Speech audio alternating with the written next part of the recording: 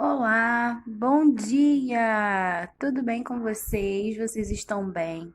Então, hoje nós vamos para a página 52, ó, no nosso livro, tá? Nós vamos falar do tratamento da informação, tá?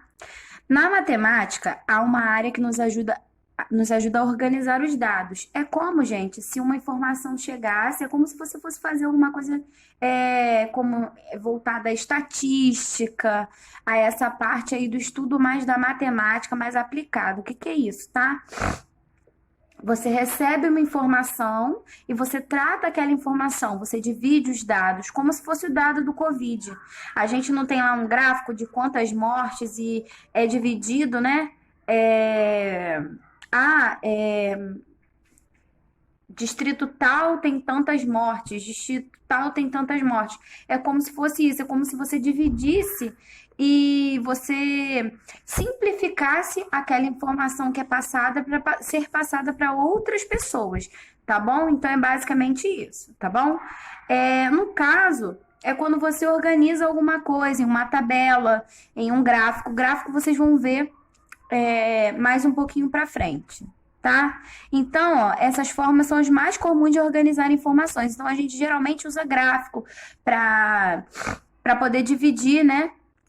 Vou dar um exemplo aqui do lado, tá, gente? Ó, é a quantidade de água e de terra no planeta. Então, essa parte aqui refere-se à quantidade de terra e essa outra de água. Quando a gente vai falar isso, a gente fala 97, não sei quantos por cento, e o outro um pouco, 47, não sei quantos por cento de terra, 97 pontos de água. É isso que eu quero que vocês entendam, tá? E tabela é aquilo que a gente faz assim.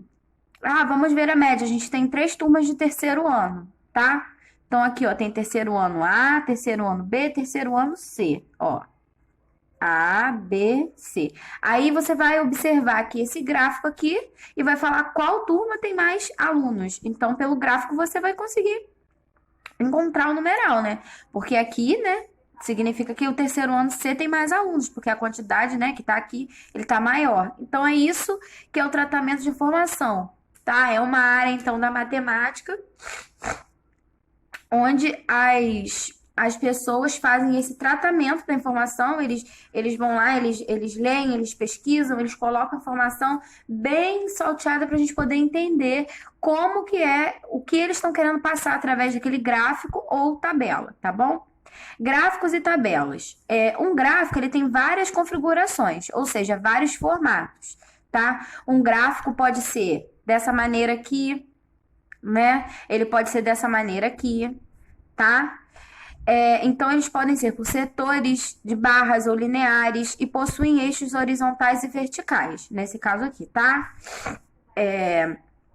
E as tabelas, pode ser uma tabela simples, tá? Relacionada apenas a uma grandeza, enquanto a tabela de dupla entrada relaciona mais de uma grandeza.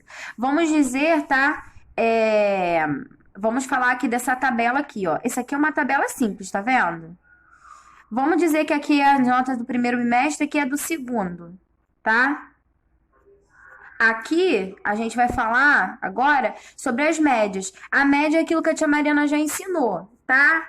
Vamos supor, Alisson, presta atenção aqui. Alisson tirou 6 no primeiro bimestre, 7 no segundo bimestre, 8 no segundo bimestre, 9 no segundo bimestre, correto?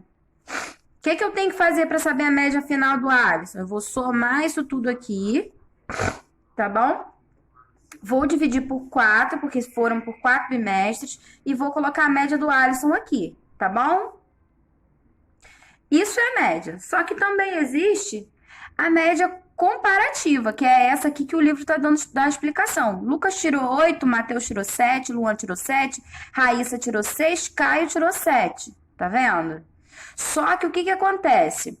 Nessa questão aqui, quem foi que tirou a maior nota? Quem teve desses daqui, quem teve o melhor desempenho? Foi o Lucas, né? Lucas teve uma média maior. Lucas teve, então, a melhor nota. Então, assim, você tira a média de várias maneiras também, tá? Isso aqui é só para vocês entenderem, que eu já expliquei como que tira a média na escola e aqui tá dando esse exemplo. Então, assim, ó, aqui tá escrito assim: observe a tabela simples que mostra as notas de alguns alunos da última avaliação de ciências da turma de Lucas, tá? Então, Lucas foi o que teve a maior nota, ó. A média corresponde ao desempenho geral da turma nessa avaliação e não uma nota individual. Então, nesse caso aqui, que eles querem falar, a média, né, que a gente vai dizer é 7, porque a maioria da turma tirou 7, tá?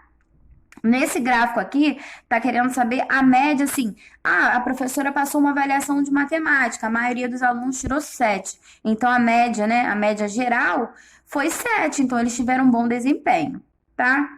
Para obtermos a média de algumas informações, devemos somar todos os valores e dividi-los pela quantidade de objetos a que a informação possui. Tá vendo? Nesse caso, os objetos da informação são as 5 crianças. E nesse caso aqui que eu exemplifiquei, é a quantidade de médias, né, anuais do Alisson. E aqui ele iria tirar uma média, tá?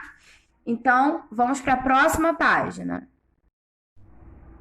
Então, gente, agora na página, ó, 53, tá?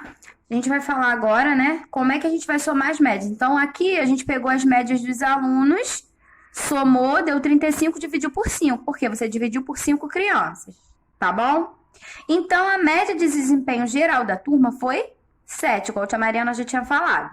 Para uma tabela de dupla entrada, podemos comparar duas grandezas. Veja a mesma tabela citada anteriormente com mais informações. Olha, Lucas então tirou 8, mas a média da turma foi 7. Então, Lucas foi acima da média. Mateus tirou 7, ele está dentro da média da turma. Luan tirou 7. Poxa, a Raíssa, ela tirou 6, então ela está abaixo da média da turma. Entenderam?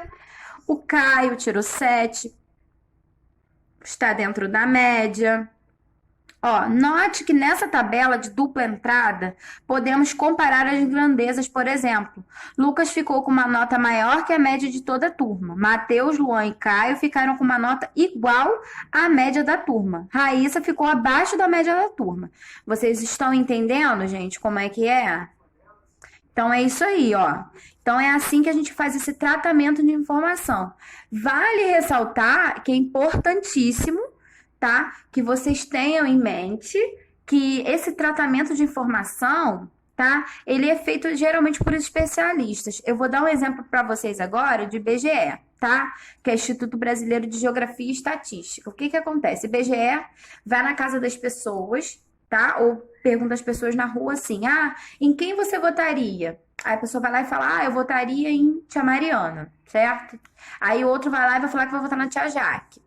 Então, eles vão contar quantas pessoas, né? Aí eles fizeram essa entrevista com 2.000 pessoas.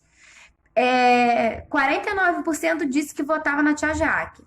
Os restantes, os 50% disse que ia votar em mim. 1% não soube escolher. Então, quando vocês forem assistir jornal, assistir alguma coisa, fiquem atentos a essas tabelas, porque é assim, né, que os institutos fazem, né, na hora de ver quem é que está na frente nas pesquisas de candidatos, tratando a informação. Eles pegam uma informação, tá? A gente está falando agora em relação a coisas grandes, gente. Eles pegam aquela informação e dali eles tiram aquela informação, levam para um estudo, eles separam direitinho quem tá assim, né? E ali eles tratam a informação e chega até a gente de uma maneira mais resumida, como se fosse isso, tá? Um gráfico é um resumo de alguma pesquisa, de alguma coisa que alguém fez, tá bom? Agora vamos para a explicação do exercício. Na página 53, no numeral 1, tá escrito assim: os gráficos de barra podem ser apresentados na horizontal ou na vertical, e suas barras podem se relacionar. Leia o gráfico a seguir e dê um nome para ele, se baseando na informação que ele está dando, ok? Então, esse gráfico aí está nos dando alguma informação, tá? Então, vamos lá. Gente, aqui tá falando assim, ó, nessa barrinha azul tá representando 1 metro, um primeiro salto, tá? E na segunda barrinha, o segundo salto. Então, Jorge pulou, ó, 2,5, tá? No primeiro salto. E no outro, 2,3, 2,4. Mateus, no primeiro salto, pulou 2,2. Vamos dizer assim, tá? Que aqui tem os centésimos. Mateus, no segundo salto, pulou quase lá no 3. Henrique, no primeiro, pulou 3,5. No segundo, ele já pulou menos de 2.